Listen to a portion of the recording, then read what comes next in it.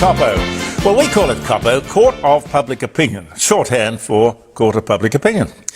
Now, this is the posting on Facebook, and from these postings on Facebook, we produce the podcast, which you can pick up on any of the platforms around. Andy Martin tells me it's readily available on your favourite platform, wherever you get your favourite podcasts from. And then the latest adventure for us is that on a Friday, we're broadcasting live the Court of Public Opinion for 3 hours and taking calls from you. It's a big adventure. That's 9 o'clock till 12 on Friday, and then we put that in rotation with a whole lot of other stuff and live stream on jeremycordo.com. So if you want to listen to the live broadcast, and I'll give you the phone number later where you can actually give us a ring, or you can send us a text. That's fine. So I'll tell you about that in a minute. But welcome to the show. I hope you're well. Get to the anniversaries a little bit later on, but I can tell you that this day in 1941, being the 1st of August, which of course is Horse's birthday, is a couple of things that are very dear to the heart of dear Peter Clayton, who's behind the camera here. Loves horses and loves Jeeps. The first Jeep was produced. Did you know that, Pete? I didn't, no. Yep, 1941. This was sort of an amazingly difficult time for America, I would imagine. But it brings to bear all the ingenuity and enterprise of that great nation. The first Jeep was produced. There were two companies. One was Willys and one was Ford. Which is yours? A bit of both, Jim. Because you've got one. Will you show us a picture? Oh, I'd love to, yeah. Put a picture up. This is the project that you've been working on for how many years? I don't know. 4 years, I think. 4 years. Well, it's well worth it. It's a work of art. The original car was created, the prototype was created in 24 hours. Well, time was a-wasting. Millions were made. Don't know how many millions. Don't know how many survived the war. A lot of them were just pushed off the decks of aircraft carriers and stuck in holes and God knows what. The life expectancy was something like 2 weeks for a Jeep. Enzo Ferrari said that the Jeep was America's only real sports car. But he never sort of really liked the Americans, I don't think. He viewed them as being too rich and too fast. But the Jeep is, to this very day, a remarkable car to look at. It stands for General Purpose Vehicle, by the way. And I'm not talking about the Jeep that we all sort of see running around as a Touareg tractor. I'm not talking about that. I'm talking about the real Rigididge thing in drab green. And in looking for what the Jeep actually stood for, I found out that GI, an American GI, what that stood for was general issue. And the Americans, some of them as young as 18 years old, they were just simply called GIs, general issue. Oh boy. Yes, as I say, I'll get to the dates and anniversaries a little bit later on. But that inquiry into the handling of the Bruce Lehman-Brittany Higgins case was supposed to be out yesterday, the findings. And as I sit down here to record this Court of Public Opinion, apparently the findings are not going to be out. They're going to be delayed. Maybe next month, maybe not next month. Why? Why? My argument all along was that there was not enough evidence to charge Bruce Lehman with anything. He, of course, maintained his innocence, but somehow, even though there was no evidence of rape, just an accusation, and we're all able to make accusations, but no forensic evidence, no witnesses, not even a report made until some 12 months after the alleged event. Just a he said, she said. Anyway, somebody thought it was enough to go on and charge Bruce Lehman. Bruce Lehman deserves this inquiry, and we deserve to hear the findings of this inquiry. They will be interesting, mark my words. We were fogged in on Saturday last. I don't know. I mean, I'm not moving around, so I guess it doesn't affect me all that much. But watching the news that night, we got a very strange look at that foggy morning in Adelaide. Horror story it was. Cancelled airport arrivals and departures, traffic disruptions, inconvenience, all of that true. But what did you want? Or what did they want? To allow the planes to take off and land when it wasn't safe to do so? Perfectly reasonable handling of a normal weather situation.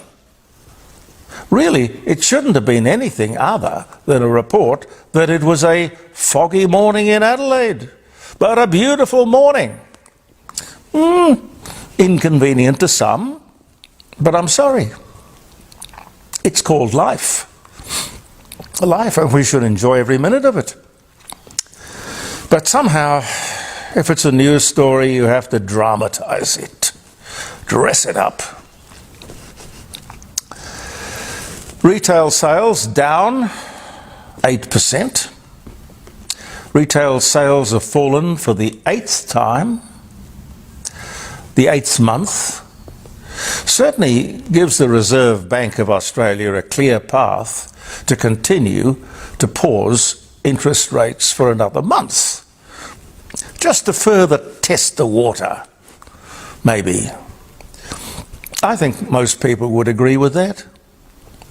Politically, socially, and economically. But of course, today, being the 1st of August and a Tuesday, at the moment I'm not aware of the finding of the Reserve Bank Board, so I'm just saying that if I was on that board, I would have paused the interest rates. But depending on what time you're watching this, you will know. At this point in time, I don't. We were reminded again on the weekend of the terrible dangers faced by the men and women of our defence forces, and of course the terrible sacrifices that are occasionally, all too often, made. I mention this because of the loss of another Taipan helicopter. You remember there was another incident involving a Taipan, crashed into Jervis Bay. There have been rumours going around for years about these helicopters. It's not the first time, but they have now been grounded. Probably should have been grounded permanently ages ago, really. There was enough concern, if not evidence, that there was a problem. The military wanted to dump the Taipan in favour of the long-serving, tried and true Black Hawk. This clearly didn't happen. But they'll have to do something now. It all sounds to me, you know, and this is where you've got to have gone around the block a few times to remember these things. But it sounds to me like a replay of the 2008 Labor Party Joel Fitzgibbon Super Sea Sprite helicopter debacle. Do you remember the Sea Sprite? Pete, do you remember? No, sorry. No? You see, most people don't. Certainly the journalists who are covering this story, they don't. Now, the Sea Sprite, hopelessly flawed from the design stage on. But by the time the government had realised how big the problem was, it would have cost more to cancel the contract than to go ahead with the purchase. But they did cancel, 10 years late. 10 years late, $1.3 billion over budget. History shows us that the Defence Department is anything but a smart buyer. Why that is, I don't know. I don't know I know that arms sales around the world, it's very big business. You know, they know how to romance the stone, these people who are selling everything to armies who are out there looking for something nice and new and bright and shiny.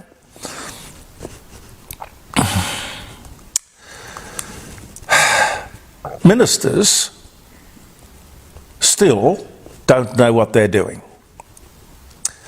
I really believe that. The defence budget is huge. Our trust really should be small. The government is going to reintroduce, if you haven't heard, its Housing Fund Bill, send it back to the Senate, where, if it's rejected again, the government can call a double dissolution. I can't see them taking that sort of risk. With electricity prices the way they are, the cost of living the way it is, interest rates the way they are, it would be a very brave government looking down the barrel of a failed referendum on the voice when Anthony Albanese has so much of his personal and party political capital invested in getting this referendum thing through. It won't get through, of course. But it really would put the cat among the pigeons if they said, OK, we will have a double dissolution and the referendum all on the one day, all on the one occasion. Let's go. Courageous, Prime Minister. That would be courageous. And anyway, if he did, we might just clear the decks significantly and quickly. But seriously, if the Greens hold the line and call Anthony Albanese's bluff, I think they would lose big. I think the Labor Party would lose big. It's a funny thing, as I remember, when I was growing up, the Liberal Party was the party of the elites. The Labor Party was the party of the worker. Today, it seems to me that it has completely turned around. It's back to front. The Labor-Green politics of Australia today is run by and designed for the elites, particularly the inner city elites, academics, intellectuals, you know the types. While the Liberals appeal to the working men and women of Australia, the people who choose to put a shoulder to the wheel and be the beneficiary of that effort. I mean, that is, if I was running the Liberal Party, that's where I'd be focusing all my energy, on the working men and women of Australia who are doing it so tough because of crazy things like renewables and climate change and the voice and God knows what else is in that grab bag. Some of the things that have crossed my mind here in the Court of Public Opinion, and keep some of these in mind because you might like to talk to me about them on Friday. Pass your opinion. Some of the things I mentioned, the dates or anniversaries. English chemist Joseph Priestley discovers oxygen, and he discovers it, or he isolates it in its gaseous state. That was in 1774. Joseph Priestley. Tennis ace John McEnroe. You can't be serious. Marries Tatum O'Neill in 1986. Oh, dear old Mark Antony. Mark Antony, Roman politician and general, commits suicide after he is defeated. Oh dear, what a mess. Anyway, the death of Mark Antony, 30 BC. Yves Saint Laurent, French fashion designer. He was born in France in 1936. France becomes the first country to use the metric system in 1793. Calamity Jane, the American frontierswoman, dies at the age of 51 in 1903. Golly, that was further along than I would have thought, Pete. Well, yeah, Hickok was killed in 76. But Hickok's down here too somewhere, isn't he? Yeah, he was shot there on the 2nd of... Oh, different year, yeah. Yeah. But no, he was 76, he died. Yep, And that's quite late. 1876, yes. But Wyatt Earp lived to be... In his 80s. The 1930s. Yes. Early 1930s. Yeah. The first article exposing the Watergate scandal by Bernstein and Woodward in the Washington Post in 1972 on this day. Herman Melville's American brilliant book, Moby Dick, published. The Norman invasion of England. Results of the Doomsday Inquiry presented to William the Conqueror in Salisbury. The date of the completion of the Great Doomsday are historically contestable. I suppose this is from where we got the book, the Doomsday Book. Could you imagine if you went back to the British Isles and you had to pay homage to everyone who had come in and conquered that place over the hundreds and hundreds of years? It would take you all night to acknowledge the land upon which the so-and-sos and the so-and-sos and the so-and-sos. What a lot of nonsense. London Bridge opens to traffic in 1831, Anne Frank's first entry in her diary. In 1944, the influential country music group, the Carter Family, makes its first recording in Tennessee in 1927, and the first Michelin Guide is published by the brothers Michelin as a hotel and restaurant reference guide to encourage more and more people to go out and enjoy the fine foods that they could enjoy. The exact date, I'm not sure of the exact date. They say here 1900, but there's some sort of doubt about that. Anyway, thank you very much for viewing the Court of Public Opinion, ladies and gentlemen, whether you're viewing it on Facebook or you're listening to it as a podcast. I do invite you on Friday to join us at the dining room table where we will be live and hopefully every Friday you'll be part of it. Thank you. Believe in yourself. I'm Jeremy Cordeaux. Peter Clayton and I will be back tomorrow. Bye for now.